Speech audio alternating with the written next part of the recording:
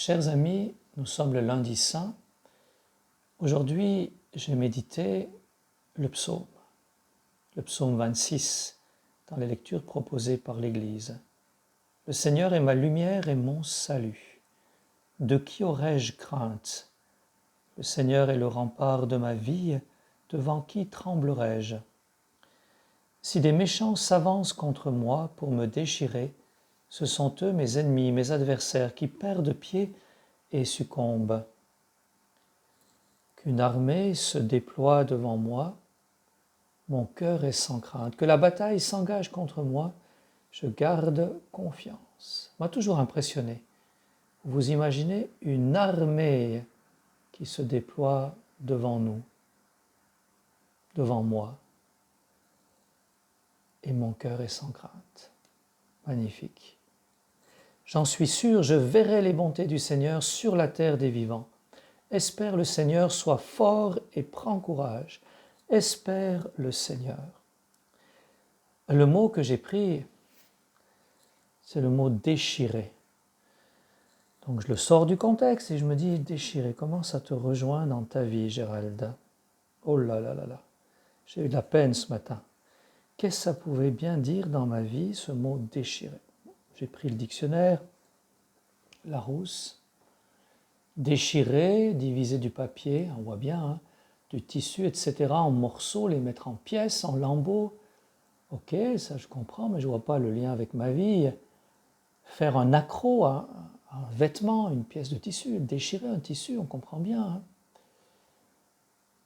En parlant d'un bruit, par exemple, c'est la définition du Larousse que vous avez devant vous, briser brusquement le silence, ou en parlant d'une lumière, apparaître brusquement dans un endroit sombre, un cri qui déchire la nuit.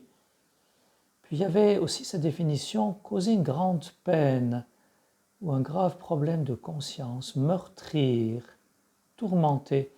Ça le déchire d'avoir à renoncer à elle, comme exemple.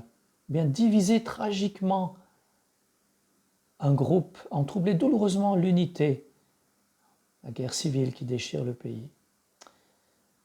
Ces deux sens-là me rejoignaient un peu plus.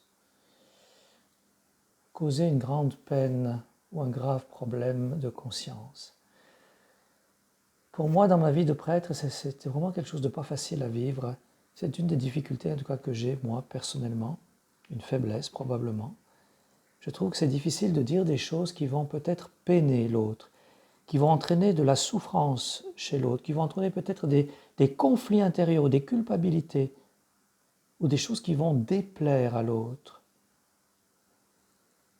et qui vont faire que l'autre va me rejeter, ou peut-être que l'autre va se sentir rejeté par ce que je dis.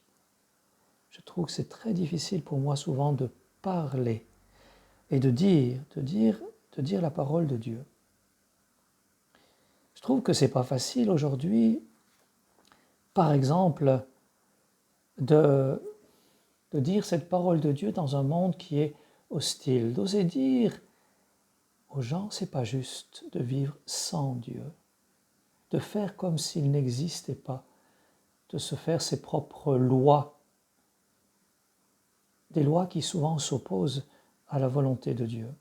Je trouve que c'est pas facile de dire cela aujourd'hui, de ne pas être complice de l'esprit du monde.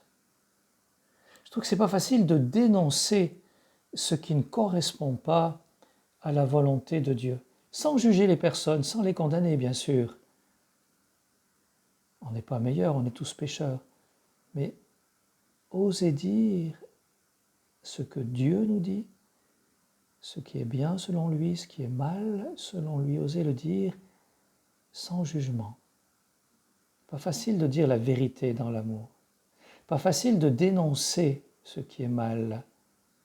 Il y a des choses qu'il est facile de dénoncer parce que c'est à la mode de dénoncer le réchauffement climatique, la surexploitation négative de la planète Terre. C'est pas trop difficile, c'est dans l'air du temps. Mais d'oser dire que l'avortement, les lois que nos États ont données, qui dépénalisent, qui permettent dans certaines mesures l'avortement, qui permettent de mettre à mort des êtres humains.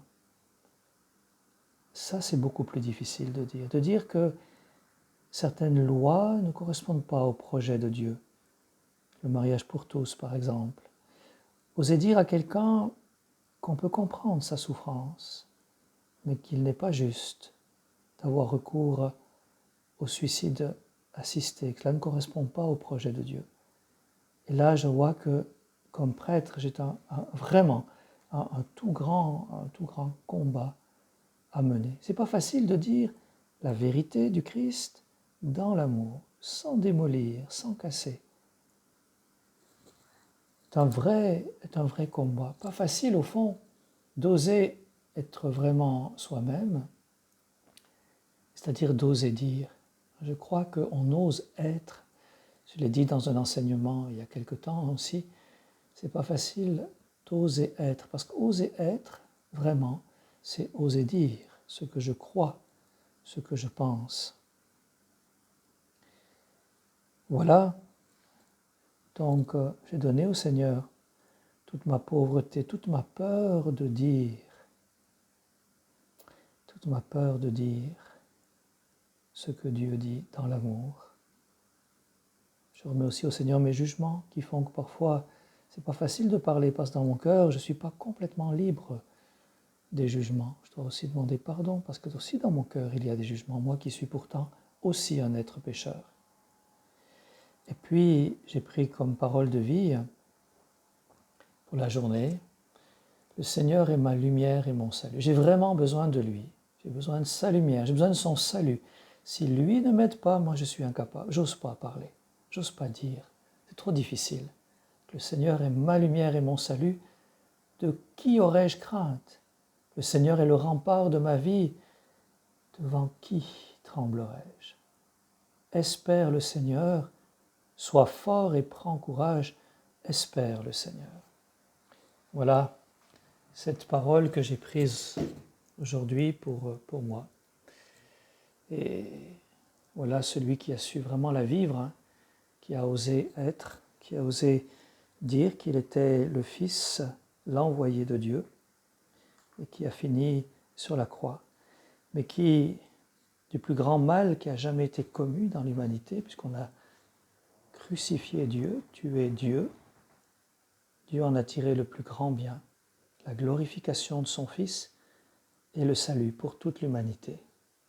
Belle journée du lundi saint, belle semaine sainte, que le Seigneur nous purifie, qu'il nous guérisse et soyez bénis. Prenez bien soin de vous.